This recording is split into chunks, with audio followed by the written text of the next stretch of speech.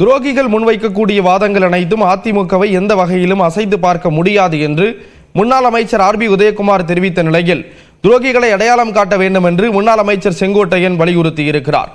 இதனால் அதிமுகவில் மீண்டும் தர்மயுத்தம் நடக்குமோ என்று தொண்டர்கள் அதிர்ச்சி அடைந்திருக்கிறார்கள்.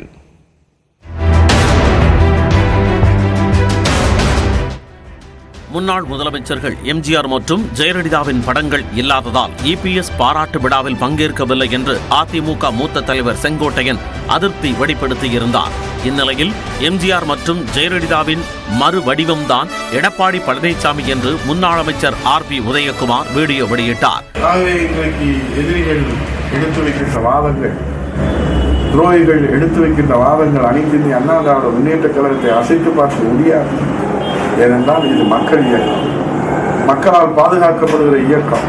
இது செங்கோட்டையனுக்கு பதிலடி தரும் வீடியோ என்று சமூக வலைதளங்களில் பரப்பப்பட்ட நிலையில் யாருக்கும் பதில் அளிப்பதற்காக தான் வீடியோ வெளியிடவில்லை என்று ஆர்பி உதயகுமார் விளக்கம் அளித்தார். மூத்தவர் முன்னவர் சுட்டிக்காட்டுவதற்கு அவருக்கு உரிமை உண்டு, சுட்டிக்காட்டி இருக்கிறார்.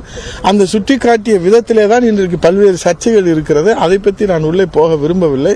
அவருக்கு தெரியாது ஒன்றும் இல்லை. மூத்தவர் முன்னவர், காலையிலே கூட அவரிடத்திலே நான் பேசினேன். ஆகவே அதை நான் சொல்லவில்லை. நான் அது அண்ணன் செங்கோட்டையன் அவருடைய தியாகத்தையும் சாதாரணமாக மதிப்பிட முடியாது.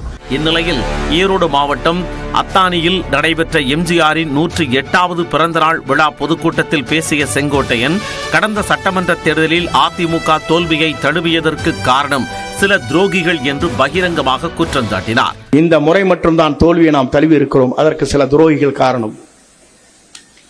அது எதற்காக சொல்லுவேன் சொன்னால், அது அடையாளம் காட்டப்பட வேண்டியவர்கள்.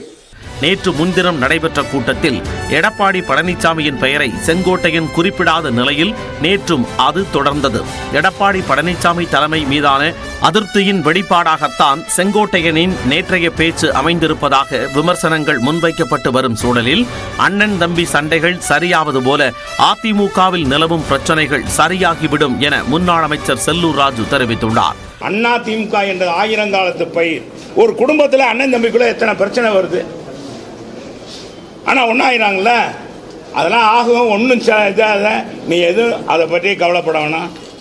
வெல்றோம், ஆட்சியில் அமர்றோம். செல்லூர் ராஜுவின் நம்பிக்கைக்கு வலு கூட்டுவது போல எந்த நிபந்தனையும் இல்லாமல் அதிமுகவில் மீண்டும் இணைய தயாராக உள்ளதாக முன்னாள் முதலமைச்சர் ஓ பன்னீர்செல்வம் அறிவித்துள்ளார்.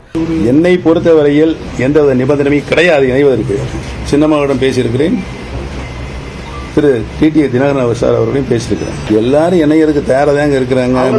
அனைவரும் ஒன்றிணைய வேண்டும் என்ற ஓ பன்னீர்செல்வத்தின் கருத்தை ஆமோதிப்பதாக அமமுக பொதுச் செயலாளர் தினகரன் தெரிவித்துள்ளார்.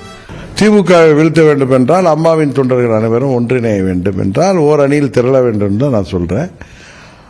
அது வித்தார் வித்தவுட் பழனிசாமியா என்பதை அங்குள்ள தொண்டர்கள் தான் முடிவு செய்ய வேண்டும். இல்ல, வித்தவுட் பழனிசாமிக்கு வாய்ப்பு இருக்கான்னு கேட்கிறோம். எல்லா அரசியல் எல்லாவற்றிற்கும் வாய்ப்பு உண்டு. ஆர்பி உதயகுமாரின் கருத்துக்கு கண்டனம் தெரிவித்த அக்கட்சியின் முன்னாள் எம்பி ஓபி ரவீந்திரநாத், நேற்று ஜெயலலிதாவின் மறு உருவம் சசிகலா, இன்று எம்ஜிஆர் மற்றும் ஜெயலலிதாவின் மறு உருவம் எடப்பாடி பழனிசாமி, நாளை யாரோ என்றும் என்ன விளையாட்டு இது என்றும் கேள்வி எழுப்பியுள்ளார்.